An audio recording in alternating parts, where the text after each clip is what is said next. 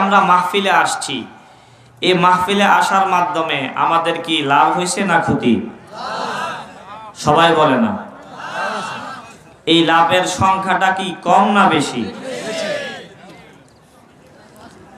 সরকারে দো আলম হাবিবে কিবরিয়া রাসূলে আরবি সাল্লাল্লাহু আলাইহি ওয়াসাল্লাম বলে, قال رسول الله صلى الله عليه وسلم قال رسول الله صلى الله عليه وسلم من صلى علي واحدة صلى الله عليه عشرا আল্লাহর রাসূল সাল্লাল্লাহু আলাইহি ওয়াসাল্লাম কয়, আমার কোন উম্মত যদি আমার উপর একবার দুরূদ শরীফ পড়ে, আল্লাহ তাআলা আমার ওই উম্মতের উপর 10টা রহমত নাজিল করে। দুরূদ শরীফ পড়ছি কয়বার? জোরে বলেন কয়বার? আল্লাহ তাআলার রহমত পাইছি কয়টা? তাহলে এই আল্লাহর রহমত 10টা, এটা কি ছোট না বড়? তাহলে দুরূদ শরীফ পড়ার সময় অনেকে মুখ বুজে বসে রয়েছে, তারা দুরুদের ফায়দা বুঝে নাই। কথা বলেন ঠিক না বেটি? শুধু তাই নয়, সরকার এত আলম হাবিবে কিবরিয়া বলে, মান সাল্লা আলাইয়া আশারান ফি আউয়ালিন নাহার ওয়া আশারান ফি আখিরিন নাহার নালাতহু শাফাআতি ইয়াউমাল কিয়ামা। আল্লাহর রাসূল সাল্লাল্লাহু আলাইহি ওয়াসাল্লাম কয়, আমার কোন উম্মত যদি দিনের শুরুতে 10 বার দুরূদ শরীফ পড়ে আর দিনের শেষে 10 বার দুরূদ শরীফ পড়ে, দিনের শুরুতে 10 বার, দিনের শেষে 10 বার, মোট 20 বার কেউ যদি দুরূদ শরীফ পড়ে, সরকারে দো আলম হাবিবে কিবরিয়া বলে, নালাতহু শাফাআতি ইয়াউমাল কিয়ামা, আমার সুপারিশ অবশ্যই অবশ্যই আমার ওই উম্মত পর্যন্ত পৌঁছে যাবে।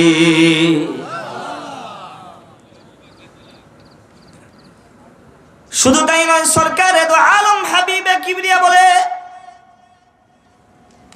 ইন্নাল জান্নাতা তাশতাকু আলা খামসাতি নাফারিন। আল্লাহর রাসূল বলে, নিশ্চয় 5 শ্রেণীর মানুষকে আল্লাহ তাআলার জান্নাত তার বুকে নেওয়ার জন্য অধিক আগ্রহে অপেক্ষা করি।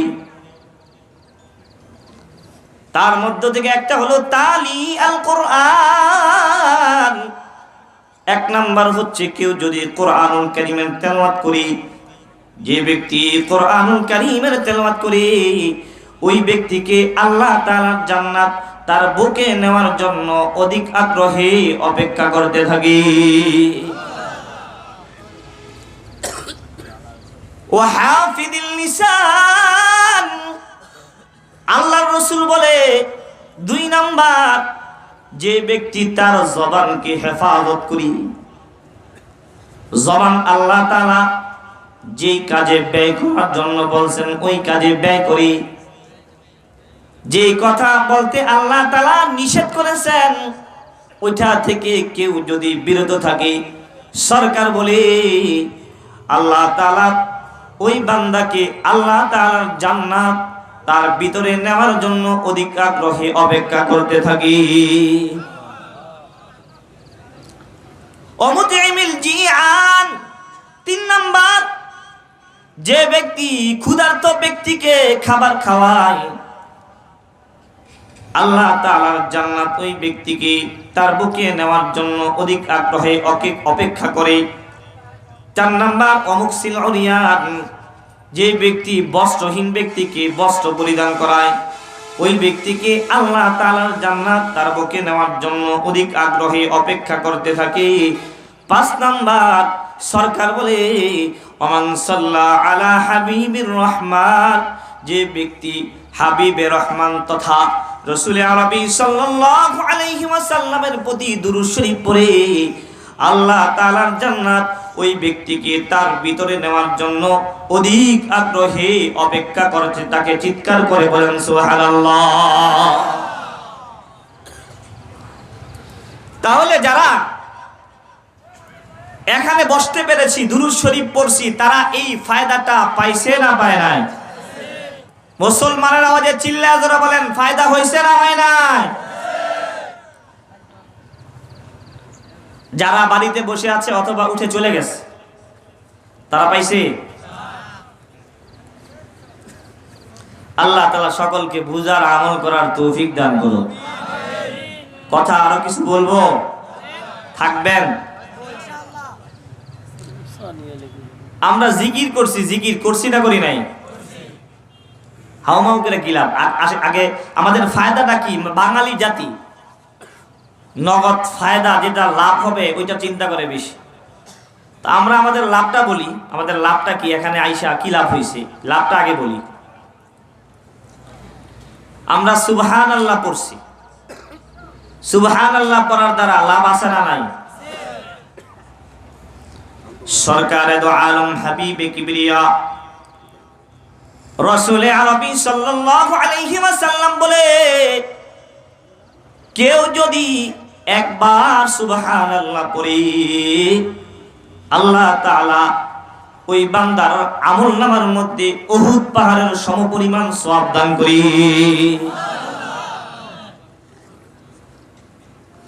সুবহানাল্লাহ বললে মুখ বন্ধ করে দিল, রাইখাতে লাভ বুঝে না। কি বুঝে না? লাভ বুঝে না, এই কারণে বলে না। শুধু তাই নয়, সরকার এত আলম হাবিবে কিবরিয়া বলে, কেউ যদি একবার সুবহানাল্লাহ বলে, সুবহানাল্লাহর দ্বারা আল্লাহ তাআলা ওই বান্দার জন্য জান্নাতের ভিতরে এত বিশাল একটা গাছ রোপণ করেন, যে একটা দ্রুতগামী ঘোড়া যদি 500 বছর পর্যন্ত দৌড়ায়, তো 500 বছর শেষ হয়ে যাবে। সুবহানাল্লাহ বলার দ্বারা যে গাছটা রোপণ করা হয়েছে, ওই গাছের ছায়া শেষ হবে না।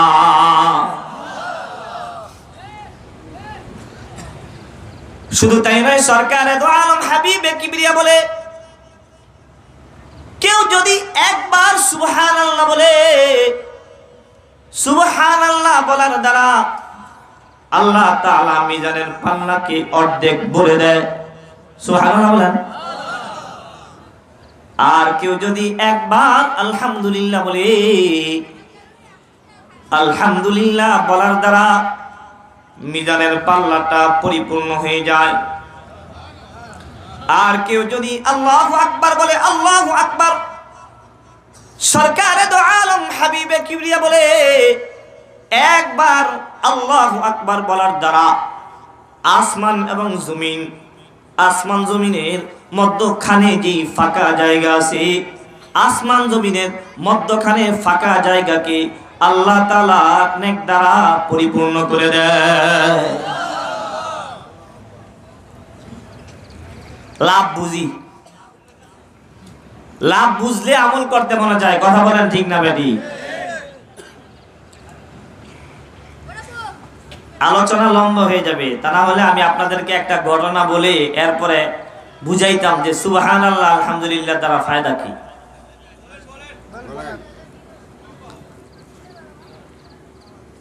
পয়গম্বর ইউসুফ আলাইহিস সালাতু ওয়াস সালামের ঘটনা কোরআনুল কারীমে আসছে। হযরত ইউসুফের ঘটনা সূরা ইউসুফের মধ্যে সংক্ষেপে বলি। আজিজে মিশরের স্ত্রী জুলাইখা হযরত ইউসুফ আলাইহিস সালাতু ওয়াস সালামকে জেলখানার মধ্যে না, অন্দর মহলে নিয়ে গেছে তার নিজের মনের বাসনাকে পূর্ণ করার জন্য। আল্লাহ তাআলা কোরআনে বলছেন, ওয়ারাওয়াদাতুল্লাতী হুয়া ফী বাইতিহা আন নাফসিহি ওয়া গাল্লাকাতিল আবওয়াবা ওয়া ক্বালাত হাইতা লাক ক্বালা মাআদাল্লাহ ইন্নাহু রাব্বী আহসানা মাসওয়ায় ইন্নাহু লা ইউফলিহুয যালিমুন। জুলাইখা হযরত ইউসুফ আলাইহিস সালাতু ওয়াস সালামকে বলে, এ ইউসুফ, আসো আসো, আমার কাছে আসো। ইউসুফ আলাইহিস সালাতু ওয়াস সালামের সাথে তার মনের বাসনাকে পূর্ণ করার জন্য আকাঙ্ক্ষা পেশ করছি। পয়গম্বর ইউসুফ আলাইহিস সালাতু ওয়াস সালাম বলে ক্বালা মাআদাল্লাহ ইন্নাহু রাব্বি আহসানা মাসওয়াই। ইউসুফ আলাইহিস সালাতু ওয়াস সালাম বলি আমি আল্লাহ তাআলার কাছে আশ্রয় প্রার্থনা করছি, নিশ্চয়ই নিশ্চয়ই তোমার স্বামী আদিদে মিসর আমার প্রভু আমাকে লালন পালন উত্তম ভাবে করেছে, সুতরাং আমি তোমার সাথে খারাপ কাজে লিপ্ত হওয়ার মতো আমি এই কাজ করতে পারবো না। যারা জালেমরা কখনো সফলতা অর্জন করতে পারে না। হযরত ইউসুফ জুলাইখাকে বলে দিয়েছে পারবো না আমি।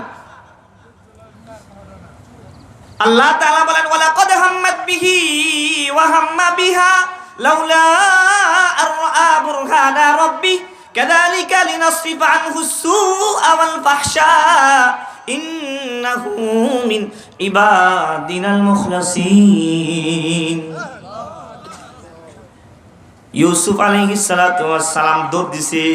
সংক্ষেপে বলি আল্লাহ তাআলার কুদরতে যতগুলো দরজা লাগাইছে সমস্ত দরজাগুলো আল্লাহ তাআলা খুলে দিয়েছে। সুবহানাল্লাহ। ওয়াস্তাবাকাল বাব ওয়াকাদ্দাত কামিসাহু মিন দুবুরিন ওয়া আলফা ইয়া সাইয়্যিদাহা লাদাল বাব। যখন দরজা পার হয়ে সামনে গেছে দরজার সামনে দেখে জুলাইখার স্বামী আজিজে মিসর উপস্থিত হয়ে গেছে।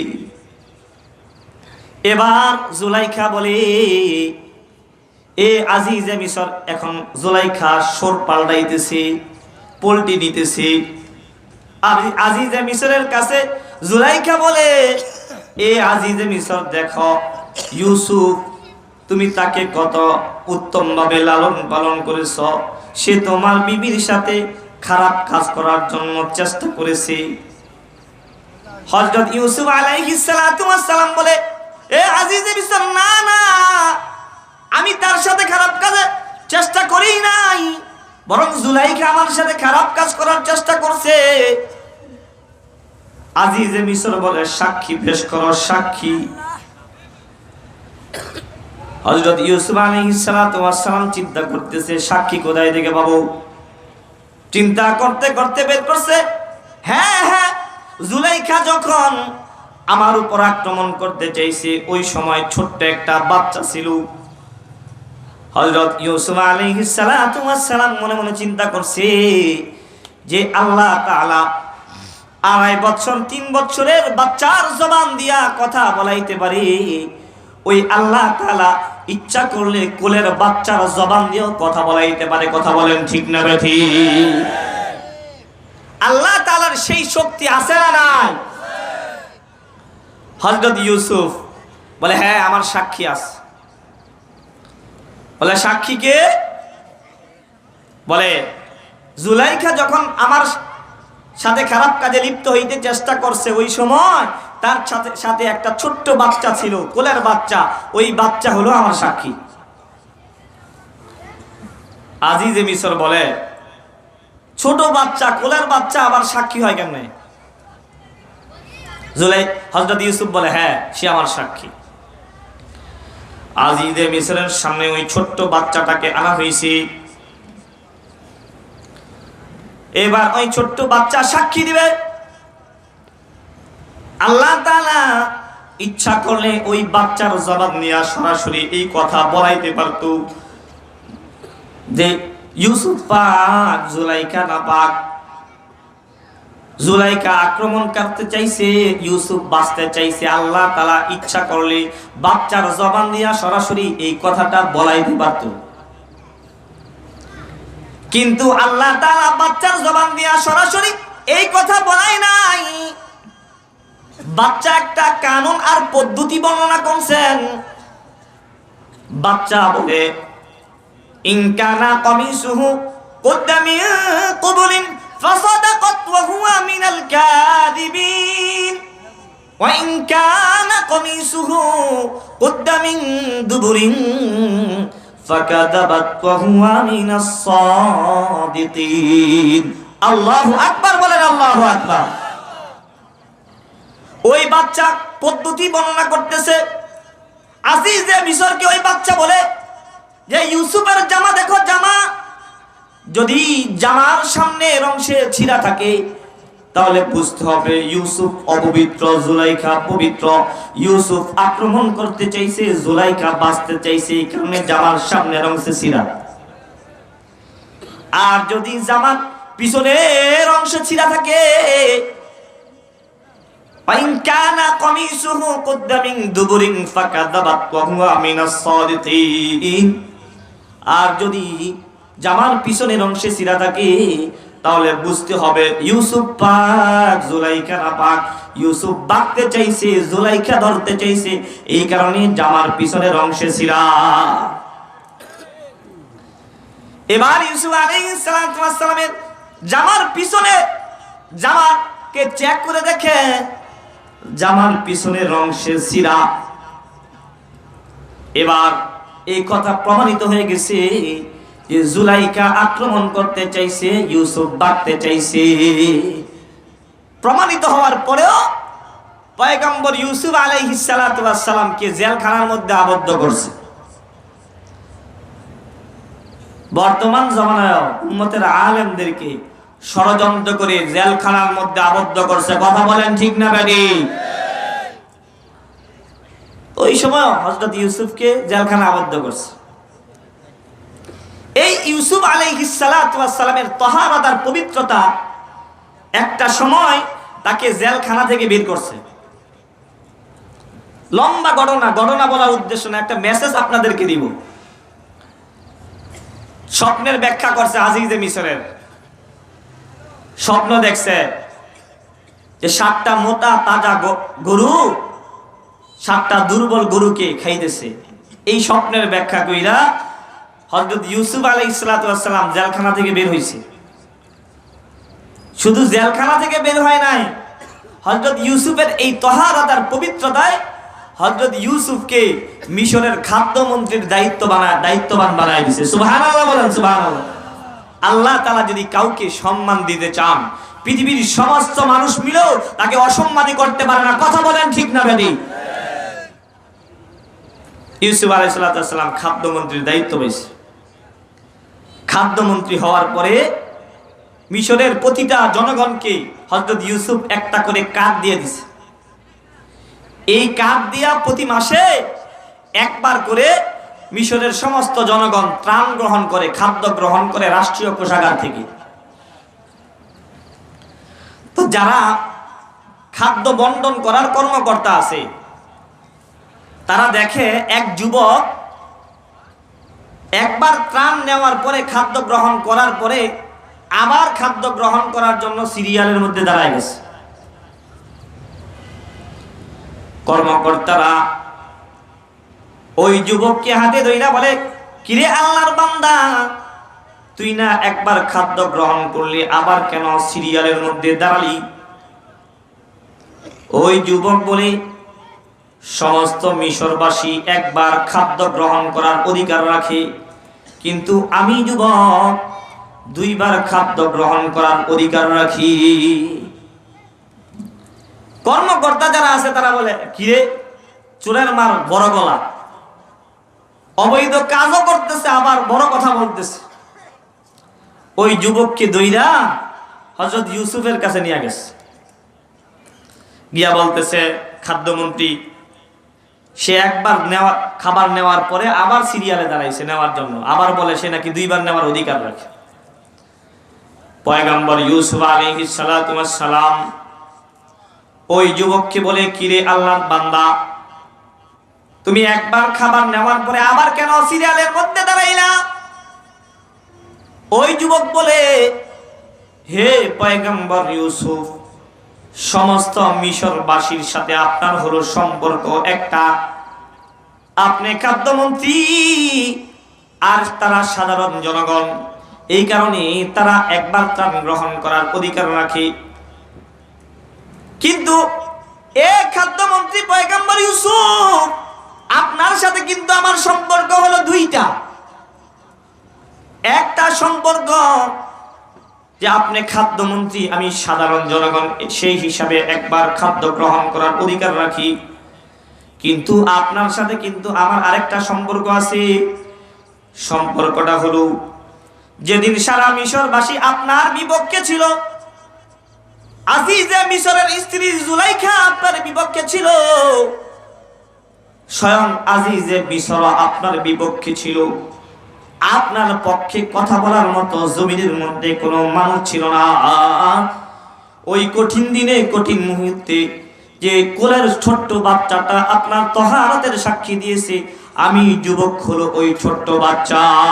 সুবহানাল্লাহ, বলেন সুবহানাল্লাহ। এই কারণে সারা মিশরবাসী আপনার সাথে সম্পর্ক একটা, এই কারণে তারা একবার ত্রাণ গ্রহণ করবে। আর আপনার সাথে আমার সম্পর্ক হলো দুইটা। একটা তো সাধারণ জনগণ, সেই হিসাবে আমি খাদ্য গ্রহণ করব। আর একটা সম্পর্ক আপনার সাথে আছে, সেটা হচ্ছে আমি আপনার তহারতার পবিত্রতার সাক্ষ্যদাতা। হযরত ইউসুফ আলাইহিস সালাতু ওয়াস সালামের সামনে যখন এই কথা বলল ওই যুবক, হযরত ইউসুফ আলাইহিস সালাতু ওয়াস সালাম খাদ্য বন্টন করার দায়িত্বে যে কর্মকর্তারা ছিল, তাদের কাছে বলতেছে, এ খাদ্য বন্টনকারী কর্মকর্তারা শোনো, এই যুবক সে আমার তহারতের সাক্ষী দিয়েছে, আমি তার কাছে দুর্বল। সে একবার নয়, দুইবার নয়, যতবার ত্রাণ গ্রহণ করার জন্য দাঁড়ায়, তাকে ততবার তোমরা ত্রাণ দিয়ে দিবে। খুতুবাতে হাকিমুল ইসলামের মধ্যে কারি তয়্যব সাহেব রাহমাতুল্লাহি আলাইহি এই ঘটনা উল্লেখ করে উনি প্রমাণ দিতে চান যে হযরত ইউসুফ আলাইহিস সালাতু ওয়াস সালামের তহারত আর পবিত্রতা বর্ণনা করার কারণে যদি এই যুবককে পয়গম্বর ইউসুফ বারবার ত্রাণ দিতে পারে, তাহলে যেদিন হাসরের ময়দান কায়েম হয়ে যাবে, যেদিন আল্লাহ তাআলা কহার রূপ ধারণ করে বিচারকের সিংহাসনে বসবে, যেই বান্দা দুনিয়ার বুকে আল্লাহ তাআলার প্রশংসা সুবহানাল্লাহ সুবহানাল্লাহ আলহামদুলিল্লাহ আল্লাহু আকবার লা ইলাহা ইল্লাল্লাহ বেশি বেশি যে বান্দা দুনিয়ার বুকে এই সমস্ত তাসবিহাত পাঠ করছে, কারি তয়্যব সাহেব রাহমাতুল্লাহি আলাইহি বলে, হাসরের ওই কঠিন মুহূর্তে, কঠিন ময়দানে আল্লাহ তাআলা ফেরেশতাদেরকে ডাক দিয়া বলবে, এ আমার ফেরেশতারা দেখ রে, দেখ দেখ, আমার এই বান্দা দুনিয়ার বুকে থাইকা আমার নামের প্রশংসা, আমার নামের পবিত্রতা, আমার নামের বরত্ব বেশি বেশি করে প্রকাশ করছি। আমি আমার এই বান্দার কাছে দুর্বল রে, আমার এই বান্দার একটা জান্নাত নয় রে, আমার বান্দার যতটা জান্নাত দরকার আমি আমার বান্দাকে ততটা জান্নাতের মালিক বানায় দিলাম। আল্লাহ তাআলার সেই শক্তি আর ক্ষমতা আছে। তাহলে যারা এখানে বসে সুবহানাল্লাহ পড়েছি, আলহামদুলিল্লাহ পড়েছি, হয়তোবা এই আমাদের সুবহানাল্লাহ, আলহামদুলিল্লাহ, আল্লাহু আকবার, এগুলো আমাদের নাজাতের উসিলা হয়ে যেতেও পারে। এই জন্য সকলে পড়তে রাজি আছি তো ইনশাআল্লাহ? আল্লাহ তাআলা সকলকে তৌফিক দান করুক। আমার সাথে কিন্তু একটা ওয়াদা ছিল, 12টা পর্যন্ত কেউ উঠবে না। আস্তে আস্তে অনেক ভাই উঠে গেছে। তা আমরা মনে করি তারা হয়তো তাদের জরুরত এই কারণে গেছে, আবার চলে আসবে। এই জন্য আমি কি কথা সামনে চালাবো না ছেড়ে দিব? আমি আপনাদের সামনে ছোট্ট একটা আয়াত পড়েছি। আল্লাহ তাআলা এই আয়াতের মধ্যে বলছেন, হে ঈমানদারেরা, তোমরা আল্লাহ তাআলাকে পরিপূর্ণরূপে ভয় করো। আমরা ভয় করব কাকে? একটা ছেলের অভ্যাস, সে সিগারেট খায়। কি খায়? সিগারেট খায়। তার বাবা যদি তার সামনে থাকে, বলেন দেখি সে কি সিগারেট খাবে? কেন খাবে না? বাবা বকা দিবে, অপমান করবে। অনেক সময় এমনও হতে পারে বাবা তাকে প্রহারও করে। বাবার বয়ে সিগারেট সে কি করে না? খায় না। একটা যুবকের অভ্যাস, সে ইফতিজিং করে। ইফতিজিং, মেয়ে দেখলে মেয়েদেরকে উত্ত্যক্ত করে। এমন সোনার যুবক আমাদের সমাজে আছে না নাই? এটা কোনো ভালো কাজ না নিকৃষ্ট কাজ? এই যুবক ইফতিজিং করে। তার বাবার সামনে সে ইফতিজিং করবে? কিসের ভয় করবে না? বাবার ভয়ে, বাবা বকা দিবে। আচ্ছা বলেন তো দেখি, আমরা যা কিছু করি আল্লাহ তাআলা দেখে না? দেখে না? বাবার ভয়ে যদি ইফতিজিং এর গুনাহ থেকে বাঁচা যায়, বাবার ভয়ে যদি সিগারেট খাওয়ার গুনাহ থেকে বাঁচা যায়, তাহলে আল্লাহ তাআলার ভয়ে গুনাহ থেকে বাঁচা সম্ভব না? সম্ভব না? আল্লাহ তাআলা বান্দাদেরকে আদর করে ডেকে ডেকে বলেন, ইয়া আইয়ুহাল্লাযীনা আমানুত্তাকুল্লাহ, হে ঈমানদারগণেরা তোমরা আল্লাহ তাআলাকে ভয় করো। কতটুকু ভয় করব? ইত্তাকুল্লাহ হাক্কা তুকাতি, 100 থেকে 100% আল্লাহ তাআলাকে ভয় করো। যার ভিতরে আল্লাহ তাআলার ভয় 100 থেকে 100% থাকে, সে কখনো কোনোদিন কোনো জায়গায় কোনো গুনাহের কাজ করতে পারে না। কথা বলেন ঠিক না বেঠিক? সে যদি বদ্ধ ঘরের ভিতরে থাকে, সেখানেও সে গুনাহ করবে না। সে যদি মরুভূমির প্রান্তরে থাকে, যেখানে কেউ নাই, সেখানেও সে গুনাহ করবে না। সে যদি সমুদ্রের নিচে থাকে, ওই সময় সে গুনাহ করবে না। তার কারণ সব জায়গায় দুনিয়ার কোনো মানুষ দেখুক আর না দেখুক, সব জায়গায় একজন দেখে, তিনি কি? এই বিশ্বাস আমাদের আছে। বিজ্ঞানীরা কত মেশিন আবিষ্কার করছে, এমন মেশিন আবিষ্কার করছে যে শরীরের ভিতরে মেশিন লাগাইলে এই মেশিন থেকে যখন রিপোর্ট চলে আসে, তখন ডাক্তার বলে, ভাই আপনার কিডনি কিন্তু এখনো ড্যামেজ হয় নাই, কিন্তু ড্যামেজ হওয়ার রাস্তায় আছে। যদি আপনি এই এই এই এই খাবার গ্রহণ করেন, তাহলে অচিরেই আপনার কিডনিটা নষ্ট হয়ে যাবে। আর যদি এই এই এই এই খাবার থেকে বেঁচে থাকেন, তাহলে আপনার কিডনিটা বেঁচে যাবে। এমন মেশিন আবিষ্কার হয়েছে না হয় নাই? কিন্তু পৃথিবীর কোন বৈজ্ঞানিক এখনো পর্যন্ত এমন কোন মেশিন আবিষ্কার করতে পারে নাই যে ওই মেশিনটা মানুষের শরীরের ভিতরে লাগাইয়া ওই মেশিনের রিপোর্ট দেখে এই কথা বলে দিবে যে তা মানুষের নফস, মানুষের অন্তরে মানুষ কোন চিন্তা করতেছে, কোন ওয়াসওয়াসা তার নফস তাকে দিতেছে। এমন কোন মেশিন পৃথিবীর কোন বৈজ্ঞানিক আবিষ্কার করতে পারে না। কিয়ামত পর্যন্ত কোন বৈজ্ঞানিক এমন কোন মেশিন আবিষ্কার করতে পারবে না। কথা বলেন ঠিক না বেঠিক? কিন্তু আল্লাহ তাআলা বলেন, ওয়ালাকাদ খলাকনাল ইনসানা ওয়া না'লামু মা তুওয়াসবিসু বিহি নাফসুহু ওয়া নাহনু আকরাবু ইলাইহি মিন হাবলিল ওয়ারিদ। আল্লাহ তাআলা বলেন, আমি তো মানুষকে সৃষ্টি করেছি। মানুষকে সৃষ্টি করার পর মানুষের বাহ্যিক যা কিছু আছে সব কিছু তো আমি দেখি। এমনকি মানুষের অন্তরের ভিতরে কোন অন্তর তাকে কোন ওয়াসওয়াসা দেয়, শয়তান তাকে কোন ওয়াসওয়াসা দেয়, সে কোন চিন্তা ফিকির করে, ওই বিষয়টা সম্পর্কে আমি আল্লাহ জানি। তাহলে গুনাহ কোথায় গিয়ে করব? যেখানে এই গুনাহ করি একজন দেখে, তিনি কে? ইয়ালামু খাইনাতাল আ'য়ুনি ওয়া মা তুখফিস সুদূর। মানুষ তার চোখের দ্বারা কোন খেয়ানত করে, চোখ দিয়া কোন জিনিসের দিকে তাকায়, সেটাও দেখেন কি? তার অন্তরের ভিতরে কোন চিন্তা লুকানো অবস্থা আছে, লুকায়িত আছে, সেটাও জানেন কি? এই কারণে আল্লাহ তাআলা বলেন, ইয়া আইয়ুহাল্লাযীনা আমানুত্তাকুল্লাহ হাক্কা তুকাতি, হে ঈমানদারগণেরা তোমরা আল্লাহ তাআলাকে 100 থেকে 100% ভয় করো। এটা নয় যে মানুষের সামনে তো তাসবিহ লইয়া সুবহানাল্লাহ সুবহানাল্লাহ পড়ি, আর যখন মানুষ থেকে আলাদা হয়ে যায় তখন এই হাত দিয়ে আবার ঘুষের টাকা লেনদেন করি। এমন মানুষ আমাদের সমাজে আছে না? মানুষের সামনে শুধু সুবহানাল্লাহ সুবহানাল্লাহ, আর মানুষ থেকে আলাদা যখন হয় তখন ঘুষের টাকা সুদের টাকা লেনদেন করে। এটার নাম বয়না, এটার নাম তাকওয়া না? কথা বলেন ঠিক না বেঠিক?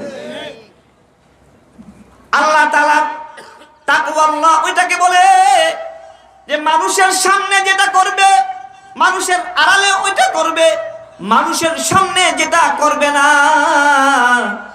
ওইটা মানুষের আড়াল গিয়েও করবে না। কথা বলেন ঠিক না বেঠিক?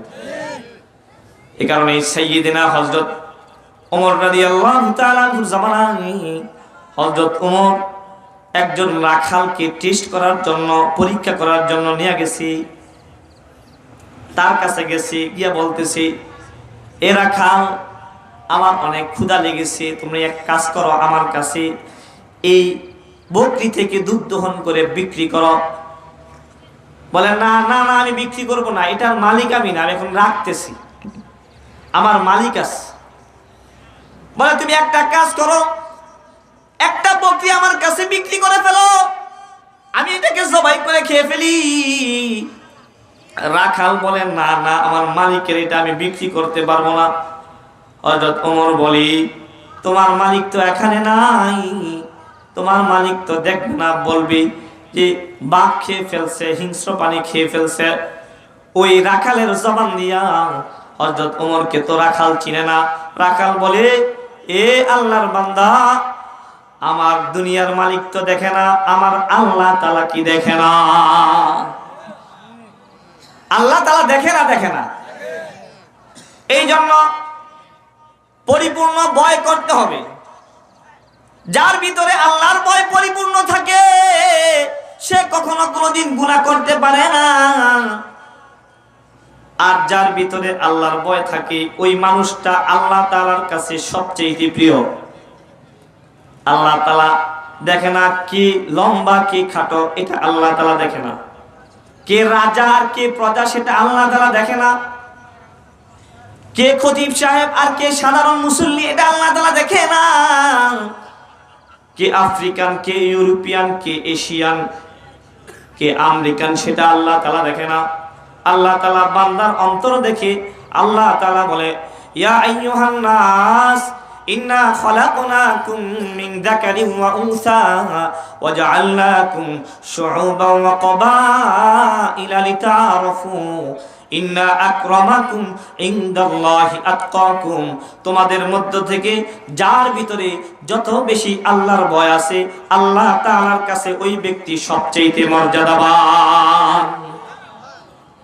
এই কারণেই আল্লাহর ভয় ভিতরে থাকতে হবে।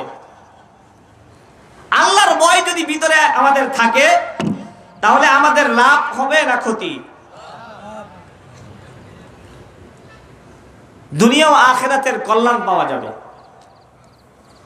যার ভিতরে আল্লাহর ভয় থাকে ওই মানুষটা শহীদের চাইতেও উত্তম। শহীদের চাইতেও কি উত্তম? আল্লাহর ভয়, মুত্তাকি বান্দার দাম আল্লাহ তাআলার কাছে শহীদের চাইতে উত্তম। যে ব্যক্তি আল্লাহর রাস্তায় জিহাদ করতে করতে তার জীবনকে উৎসর্গ করছে, বিনা হিসাবে জান্নাতি হইছে, ওই ব্যক্তির চাইতেও যে গুনাহ সামনে থাকার পরে গুনাহ থেকে বেঁচে যায়, তার তাকওয়া দিয়া, আল্লাহর ভয় দিয়া ওই বান্দার দাম আল্লাহ তাআলার কাছে ওই শহীদের চাইতে বেশি বেড়ে যায়।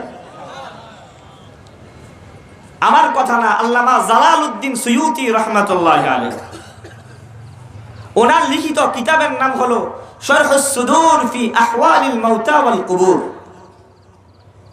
ওনার লিখিত কিতাব, এই কিতাবের মধ্যে উনি একটা ঘটনা আনছেন যে মুত্তাকি বান্দার দাম আল্লাহ তাআলার কাছে কত বেশি। উনি মৃত ব্যক্তিদের অবস্থা নিয়ে এই কিতাবটা লিখছেন। সাধারণ কোনো লেখক না, অনেক বড় লেখক জালালউদ্দিন সুয়ুতি। তা উনি ঘটনা লিখছেন যে আপন তিনজন সহোদর ভাই এক জালেম বাদশার হাতে গ্রেফতার হয়েছে। তো গ্রেফতার হওয়ার পর জালেম বাদশার সামনে তাদেরকে নেওয়া হয়েছে। জালেম বাদশা বলে, এখনো সময় আছে, কালিমা ছেড়ে দাও, তা না হলে তোমাদেরকে হত্যা করা হবে। ওই যুবকেরা বলে, না, আমরা পড়েছি লা ইলাহা ইল্লাল্লাহ, আমরা কালিমা পড়েছি, জীবন দিতে পারি, কিন্তু ঈমান ছাড়ব না। বারবার বলার পরে তিনজন ভাইয়ের মধ্য থেকে একজন ভাইকে বিশাল বড় তেল পাত্রের ভিতরে তেল গরম করে ওই পাত্রের ভিতরে একজন ভাইকে ফালায় দিছে। ফালানোর সাথে সাথে তার শরীর থেকে গোশতগুলো আলাদা হয়ে গেছে, তার হাড্ডিগুলো তেলের উপর বেসে গেছে। আপন দুই ভাইয়ের সামনে একজন ভাইকে তেলের মধ্যে নিক্ষেপ করছে।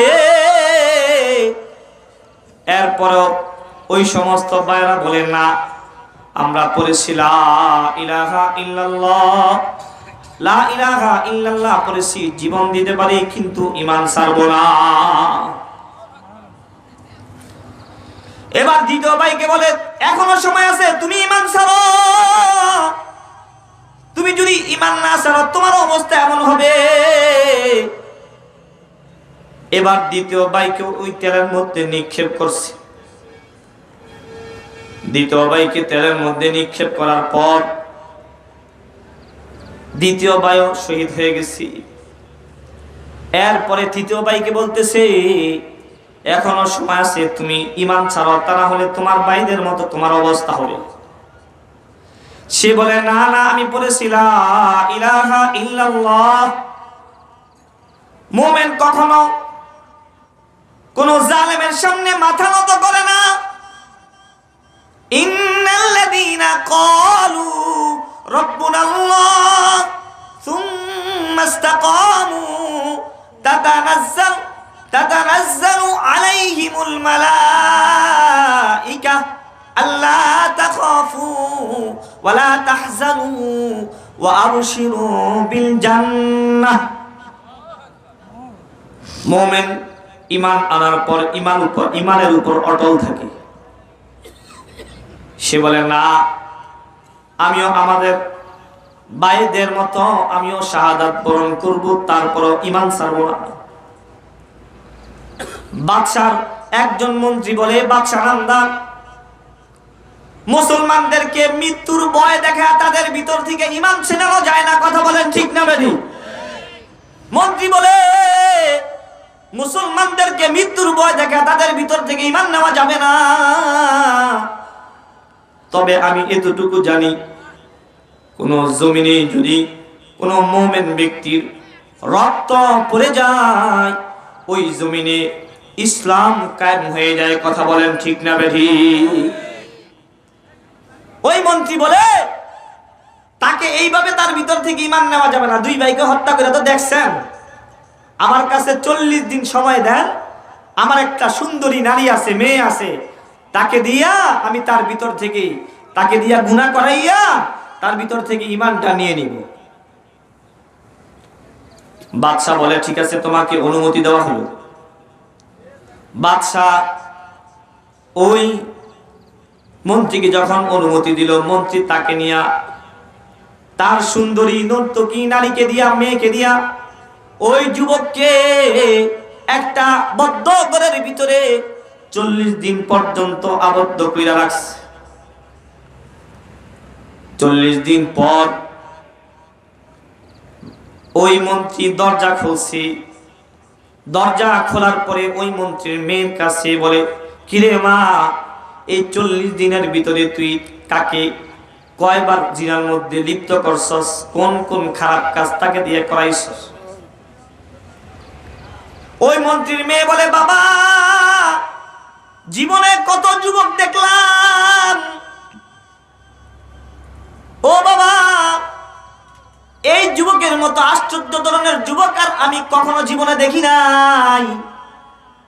এই 40 দিনের ভিতরে আমি কতবার তার সাথে খারাপ কাজে লিপ্ত হওয়ার চেষ্টা করেছি। যখনই তার দিকে আমি আগায় গেছি,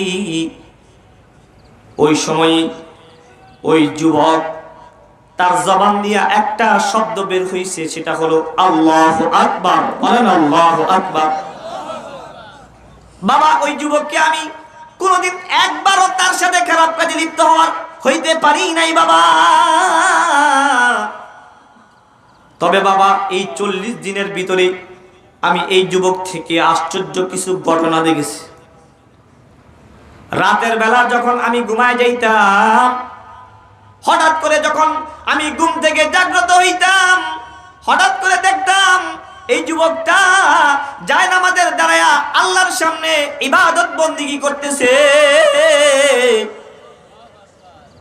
যখনই দেখতাম সে ইবাদত বন্দেগী করে, আমি এমন অনেক দেখেছি যে তার জায়নামাজের চারপাশে এমন কিছু ফল, যেই ফলের মৌসুম এখন না বেমৌসুম কিছু ফল তার জায়নামাজের আশপাশে কে যেন ছড়ায় ছিটায় রেখে দিয়েছি।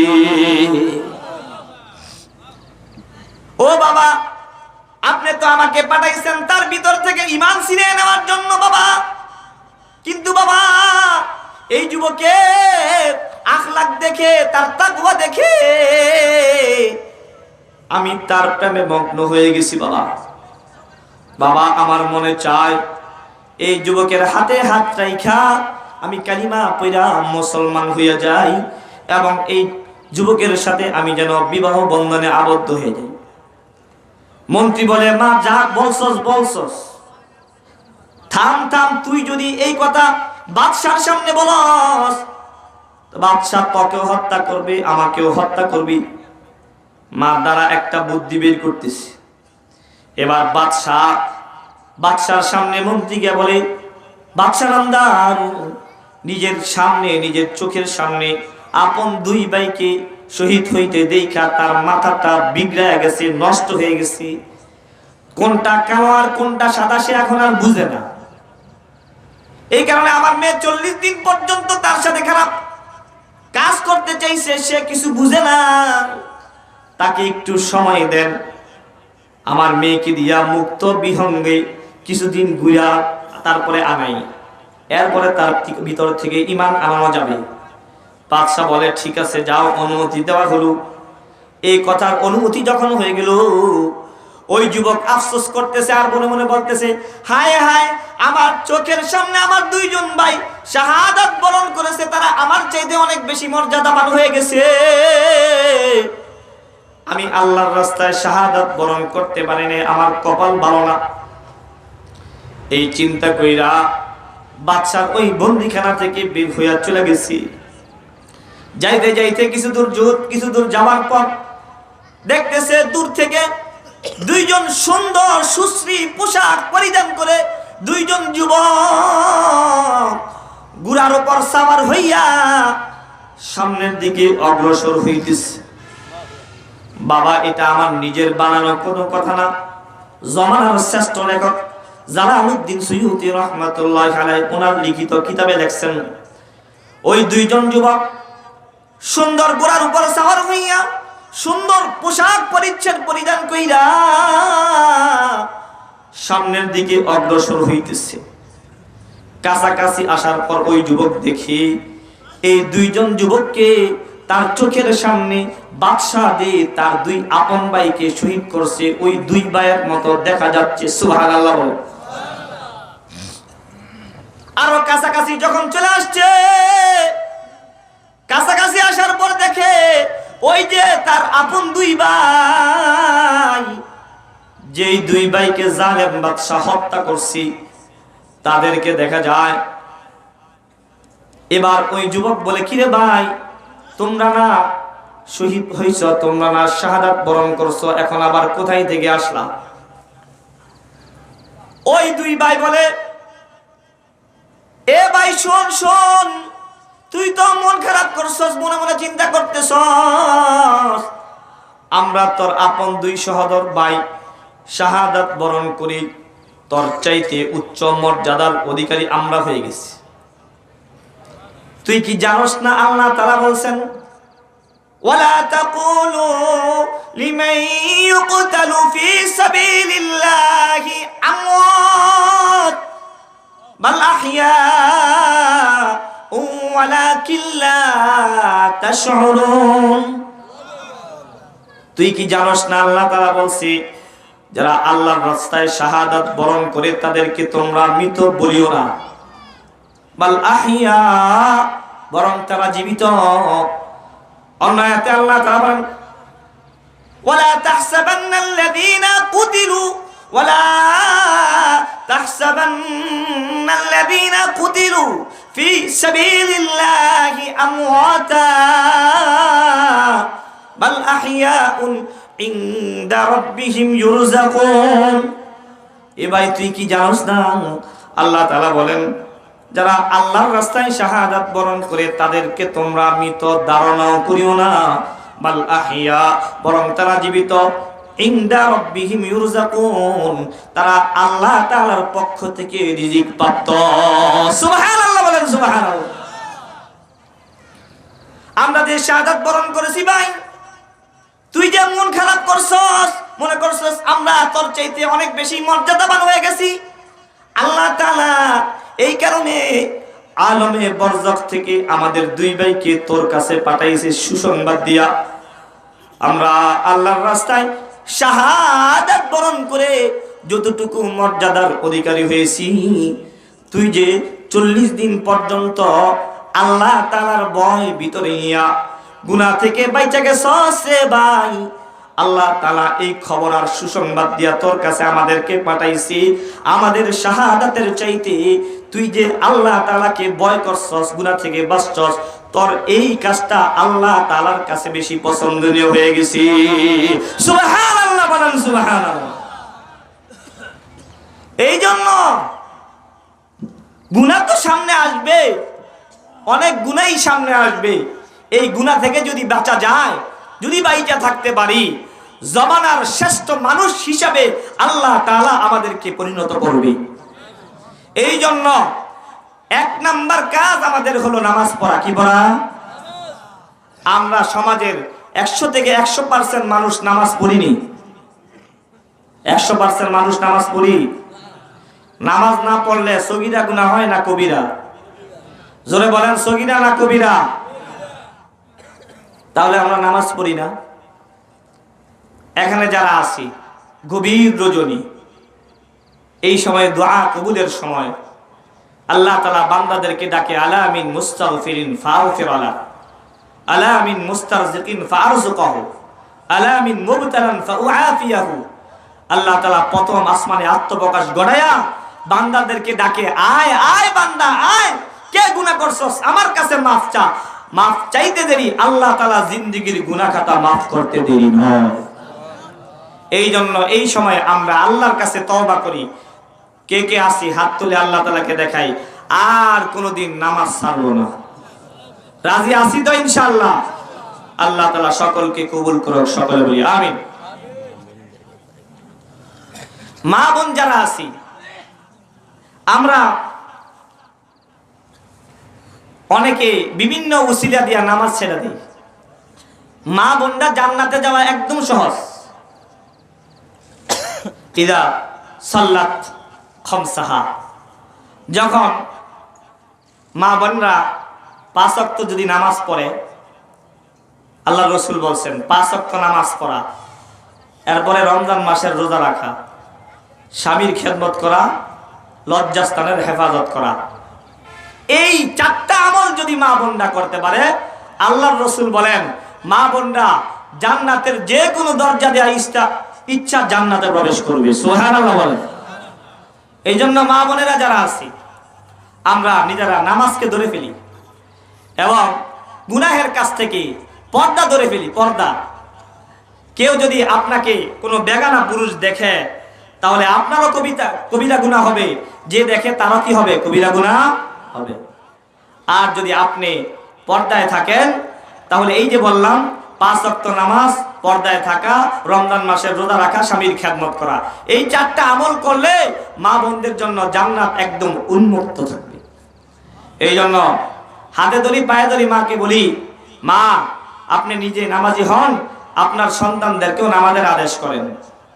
এই যে আমাদের এই মাদ্রাসাটা, এই মাদ্রাসার উদ্যোগে আজকের এই আয়োজন, এই আজকের আয়োজন থেকে আমরা কিছু পাইছি না পাই নাই? এই মাদ্রাসা হওয়ার কারণেই আজকে এই মাহফিলটা হয়েছে। কথা বলেন ঠিক না বেটি?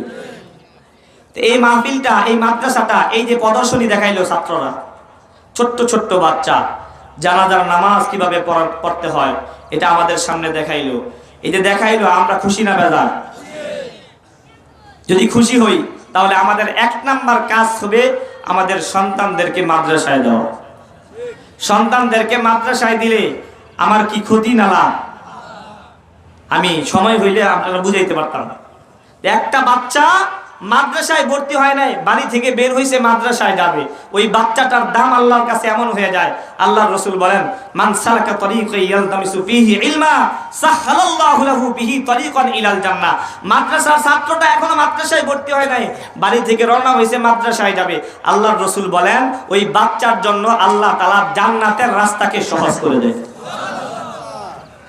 এরপর বাচ্চাটা যখন ভর্তি হয়ে যায়, এখনো কিছু শিখে নাই, মাত্র ভর্তি হয়েছে, আল্লাহর রাসূল বলেন, ওয়া ইন্না মালাইকাতার রাহমা লা তাদউ আজনিহাতাহা রিদান লিতালিবিল ইলম। আল্লাহ তাআলা জান্নাতি নূরের ফেরেশতারা ওই বাচ্চাটার পায়ের নিচে তাদের নূরের পরকে বিছায়া দেয়।